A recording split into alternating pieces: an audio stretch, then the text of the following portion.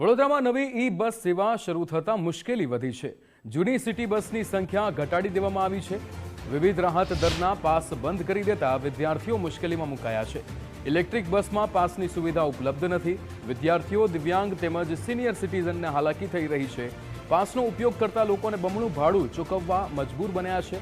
મહિનામાં અંદાજે 6000થી વધુ લોકો પાસ વાપરતા હતા। ઇલેક્ટ્રિક બસમાં તાત્કાલિક પાસ સિસ્ટમ શરૂ કરવાની માંગ ઉઠી છે।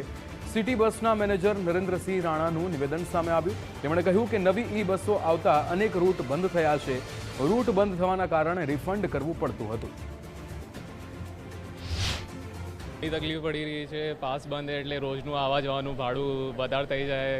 પાસ હોય તો અમને થોડી આરામ મળે કે ભાડું વધારે ના થાય। આ છેલ્લા 1 મહિનાથી પાસ બંધ છે। અપ્રોક્સ 1 મહિનાથી વધારે જ થઈ ગયું હશે। 1 મહિનાથી અમારી કોલેજ પણ ચાલુ થઈ ગઈ તો એ ત્યારે આ લોકો કેટલી 2, 3, 4 વખત અમે પૂછ્યું તો એ લોકો એમ કે સર્વર બંધ છે, સર્વર ડાઉન છે અને ડેલીનું ભાડું વધારે થઈ જાય। એમાં પાસનું અમે પૂછ્યું હતું તો એ લોકો કે તમારે ગોત્રી જવું પડે, અહીંયા નહીં બની શકે તો તમે ગોત્રી જઈને પાસ કઢાવો એમ કે છે। જો બસ અત્યારે બહુ ઓછી છે જે જૂની હતી એ, અને બધી બસોને રદ કરવામાં આવી છે અને એની જગ્યાએ આ ઈ બસ મૂકવામાં આવી છે। મારા તો ક્લાસીસ બધા બહુ હોય છે તો મારે બધી અલગ અલગ જગ્યાએ પણ ક્લાસ અટેન્ડ કરવાના હોય છે। તો આ જે ઈ બસ જે આવી છે એની અંદર પાસ ચાલતા નથી, પરંતુ જો ઈ બસમાં પાસ ચાલુ કરવામાં આવે તો એ વધુ યોગ્ય રહે અને અત્યારે આ જે બસમાં પાસ બંધ છે એની જગ્યાએ ઈ બસમાં પાસ ચાલુ કરવો જોઈએ। પણ ભાડું વધી જાય છે અને જે પ્રમાણે આપણે પાસ લેતા હતા તો એમાં અડધું ભાડું થઈ જતું હતું। અત્યારે જે ડબલ ભાડું થાય છે અત્યારે નથી એટલે પોસાતું જ નથી એમ। ઇલેક્ટ્રિક પણ આવી છે તો એમાં પણ ચાલુ કરવું એમની ફરજ છે, પણ હવે નથી કરતા તો હવે એ નથી ખબર। બાકી ચાલુ કરવી જોઈએ જેથી સ્ટુડન્ટોને છે ને આગળ પડતા તકલીફ ના થાય, કારણ કે અત્યારે ડબલ ભાડું થાય તો બહુ તકલીફ પડે છે। આપણો પાસ એની બસમાં હાલે નહીં એટલે પેસેન્જર પાછા ભાઈ બધી બસમાં તો આવતો નથી એટલે અમારે રિફંડ કરવું પડતું। બીજું કે જ્યારે એ પછી બસ 10 કે 20 આવે એટલે આપણે 20 પાછી બંધ કરવી પડે।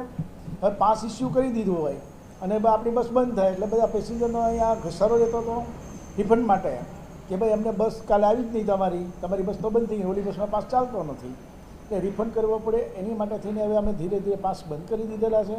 અમારા અમુક રૂટે બંધ થઈ ગયેલા જ્યાં એ બસ ચાલુ એવી બસ ચાલુ થઈ ત્યાં એટલે અમારા પાસ ચાલે નહીં, ધીમે ધીમે પાસ બંધ કરી દીધા છે।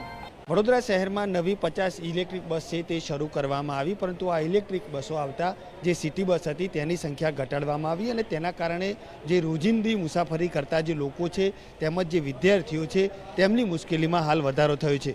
જે રીતે વાત કરીએ તો આજે નવી ઇલેક્ટ્રિક બસ આવ્યા બાદ જે જૂની જે સિટી બસ છે તેમનો કોન્ટ્રાક્ટ પૂરો થાય છે અને તેના કારણે આ જે વિદ્યાર્થીઓને મળતા પાસ છે તેમજ જે રોજિંદા પાસ છે તે બંધ કરવામાં આવ્યા છે અને તેના કારણે અવર જવર કરતા લોકો છે તેઓની જે મુશ્કેલી છે તે વધી છે। ખાસ કરીને વાત કરીએ તો જે રીતે હાલ આજે જૂનું સિટી બસ છે તે જોઈ શકો છો કે અહીંયા જે આવતા જે લોકો છે અથવા તો જે વિદ્યાર્થીઓ છે તેમની અહીંયાથી પાછા જવું પડે છે, કારણ કે અહીંયા જ્યાં નવી ઇલેક્ટ્રિક બસ શરૂ થવાના કારણે જે લોકો છે તેમને પાસ રિન્યૂ કરવામાં નથી આવી રહ્યા અથવા તો નવા પાસ છે તે નથી મળી રહ્યા। વિદ્યાર્થીઓ તેમજ લોકો કહી રહ્યા છે કે તાત્કાલિક ધોરણે આ જે પાસ છે તે શરૂ કરવામાં આવે, જેથી કરીને જે વિદ્યાર્થીઓ તેમજ જે રોજિંદી મુસાફરી કરતા લોકો છે તેમને બમણું ભાડું ચૂકવવાનો વારો ન આવે। હાલ તો રોજિંદા 200 જેટલા પાસ છે તે રિન્યૂ કરવામાં આવતા હતા, એટલે અંદાજ લગાવવામાં આવી રહ્યો છે કે 1 મહિનામાં 5000થી વધુ પાસ છે તે આ લોકો છે તેનો ઉપયોગ કરતા હતા। હાલ જે રીતે વાત કરીએ તો પાસની સુવિધા બંધ થતાં વિદ્યાર્થીઓ માટે આ જે બસ છે તેની મુસાફરી મોંઘી અને મુશ્કેલ બની છે અને તેના કારણે વિદ્યાર્થીઓ કહી રહ્યા છે કે તાત્કાલિક ધોરણે આખી આ જે સેવા છે તે શરૂ કરવામાં આવે, જેથી કરીને વિદ્યાર્થીઓને આવનાર સમયની અંદર વધુ ભાડું ચૂકવવું ન પડે અથવા તો વધુ મુશ્કેલી ન પડે। કેમેરામેન ડીકે સોલંકી સાથે અલ્પેશ સુથાર, ગુજરાત ફર્સ્ટ, વડોદરા।